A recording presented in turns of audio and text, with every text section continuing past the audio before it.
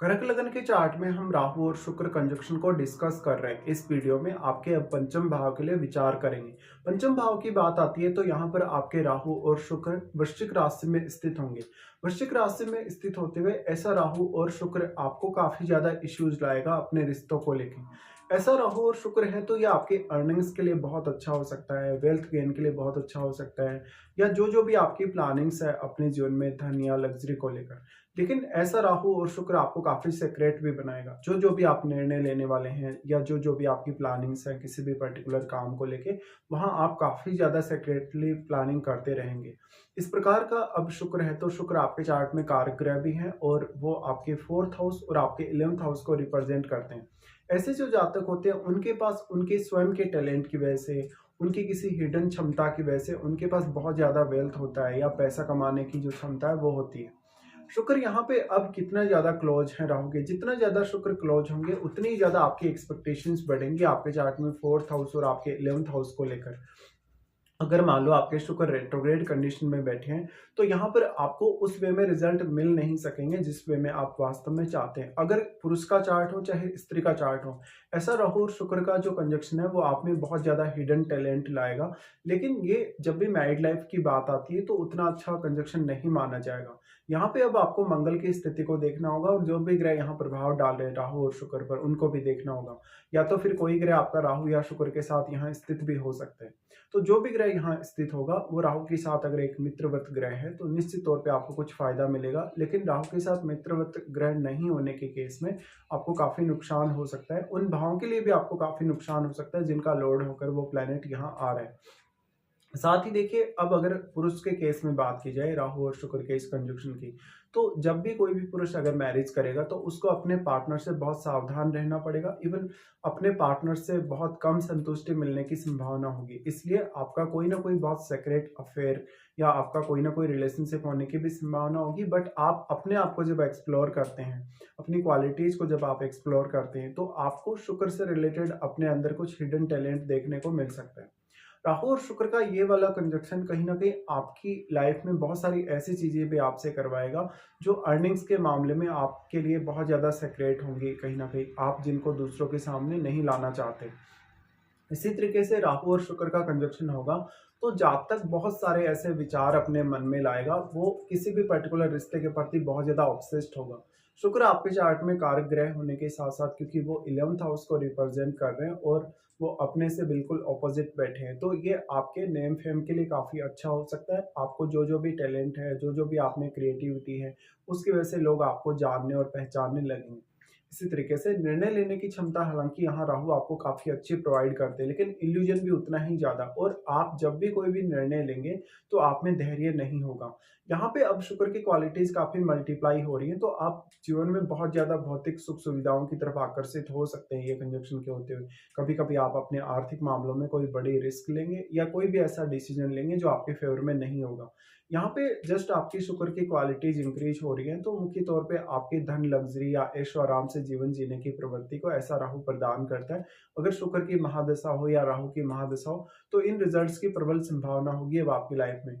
अगर हम राहु की दृष्टियों के हिसाब से भी यहाँ विचार करें या शुक्र के एस्पेक्ट के हिसाब से भी बात करें तो राहु सबसे पहले आपके नवम भाव पर अपना प्रभाव डालते हैं जहां पर वो आपकी हायर स्टडीज के लिए बहुत ज्यादा अच्छे साबित होंगे। इवन आपका फॉरेन टूर होता है या अपने स्टडीज वगैरह के लिए आप विदेश जाते हैं तब भी इस प्रकार से जो जातक होगा वो दूसरी संस्कृतियों दूसरे धर्मों के लोगों के साथ बहुत अच्छे से एडजस्टमेंट भी कर पाएगा। राहु का नवम भाव पर प्रभाव होने से अपने जो गुरुजन लोग हैं, जो आपके टीचर लोग हैं या जो आपके पिता हैं, उनसे थोड़े बहुत मतभेद होने के भी चांसेस होंगे। अब क्योंकि शुक्र यहाँ है राहु के साथ और जब राहु नवम पे दृष्टि डाल रहे हैं तो दूसरे कल्चर के साथ एडजस्टमेंट करने में आपको कभी भी कोई दिक्कत नहीं होगी। इवन दूसरा कल्चर या दूसरा कोई भी पर्टिकुलर धर्म है उसकी बहुत सारी चीजें आपको अच्छी लग सकती है। अब नवम भाव में बैठे हुए ग्रह को देखिएगा। अगर नवम भाव में मान लो कोई भी ऐसा ग्रह बैठा है जो राहु का एक मित्र ग्रह है तो राहु यहाँ आपको और भी ज्यादा फायदा पहुंचा सकते हैं, स्पेशली आपकी लर्निंग्स को लेकर। फिर राहु और शुक्र का प्रभाव होगा आपके 11th हाउस पर। 11th हाउस में ऑलरेडी अब आपके चार्ट में केतु स्थित होंगे। यहाँ जितना भी एनर्जी 11th हाउस के साथ एक्सचेंज हो रहा है वो सारा का सारा एनर्जी केतु एब्जॉर्ब कर रहे हैं। तो यहाँ वैसे तो राहु का प्रभाव भी है और शुक्र का भी, लेकिन राहु और जो केतु के मध्य जो एंगल है वो 180 डिग्री का है।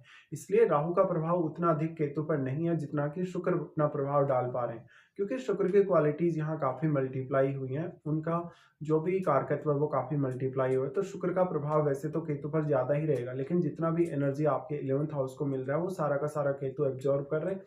साथ में यहाँ अब जो केतु के साथ आपके प्लेनेट बैठा है 11th हाउस में, उस प्लेनेट को देखिए, वो प्लेनेट आपके चार्ट में कौन कौन से भावों को रिप्रेजेंट कर रहा है। उन भावों के लिए आपको काफी ज्यादा केयरफुली प्लानिंग करनी होगी अपनी लाइफ में।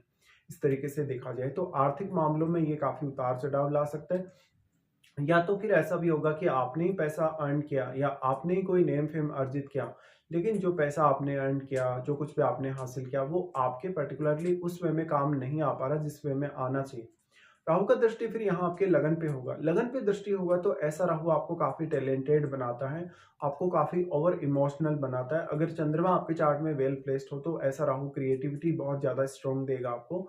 दूसरों के लिए कहीं ना कहीं आपकी जो छवि होगी बहुत ज्यादा प्रभावशाली होगी, पर्सनैलिटी आपकी बहुत अच्छी होगी, आपका कम्युनिकेशन बहुत ज्यादा बेटर होगा और आप काफी चतुर और चालाक होंगे। लेकिन अगर मान लो आपका लग्नेश मजबूत नहीं है तो ऐसा राहु आपको काफी भयभीत करेगा, काफी इल्यूजन देगा, तो आप गलत निर्णय लेने के लिए बाध्य होंगे। अब लगन में जो भी प्लैनेट बैठा है वो प्लैनेट किस प्रकार का है और लग्नेश की स्थिति आपके चार्ट में कैसी है, साथ में वो प्लैनेट का क्या संबंध यहाँ राहु के साथ है या नहीं, ये आपको जरूर देख लेना चाहिए। तो यहाँ लगन में बैठा हुआ जो ग्रह होगा, अगर राहु का वो एक मित्र ग्रह है, तो आपके लिए राहु और भी ज्यादा प्रभावी तरीके से सामने आएंगे यहाँ पे। अब आपको अपनी महादशा पर विचार करना चाहिए, और जो भी आपको महादशा है, चाहे वो दशा शुक्र की है चाहे राहु की है, वो कौन से एज पीरियड में आपको है वास्तव में।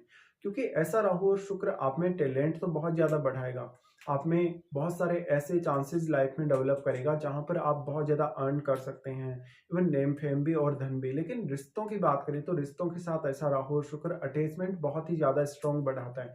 इस वजह से कभी कभी रिश्तों में आपसी मिसअंडरस्टैंडिंग जैसी दिक्कतें आ सकती हैं। अगर आपका कोई भी मैरिज के बाद अफेयर होगा, रिलेशनशिप होगा, तो वो काफी ज्यादा हिडन रहेगा। स्त्रियों के केस में बात की जाए तो ये राहु और शुक्र का कंजक्शन आपको काफी ज्यादा सेक्रेट रणनीति बनाने के लिए प्रेरित करेगा और अर्निंग्स के मामले में अच्छा रहेगा। लेकिन आपकी संतान को लेके इश्यू हो सकता है, और संतान के साथ आपका जो लगाव है कहीं ना कहीं वो बहुत ही ज्यादा होगा। यहाँ पे अब दूसरे किसी भी प्लेनेट का अगर प्रभाव है तो उनका रोल भी काफी इंपॉर्टेंट होगा ही। साथ में जो भी प्लेनेट यहाँ प्रभाव डाल रहे हैं, अगर उनका युति होगा राहु या शुक्र के साथ, तभी उनका प्रभाव ज्यादा स्ट्रॉन्ग हो सकता है। अगर दृष्टि संबंध है तो दृष्टि संबंध से उतना ज्यादा प्रभाव नहीं होगा। इसके साथ साथ शुक्र यहाँ कितने ज्यादा क्लोज हैं, क्योंकि शुक्र जितने ज्यादा क्लोज राहु के होंगे या शुक्र अगर वक्री होंगे, उतनी ही ज्यादा आपकी अपेक्षाएं बढ़ेंगी। आपका जो सोचने समझने का नजरिया है, जो विचार करने का नजरिया है, निर्णय लेने का जो नजरिया है, वो राहु से काफी स्ट्रांगली प्रभावित होगा। तो आपको इस हिसाब से विचार करना चाहिए जब भी आपका राहु और शुक्र का कंजक्शन आपके 5th हाउस में बन रहा है।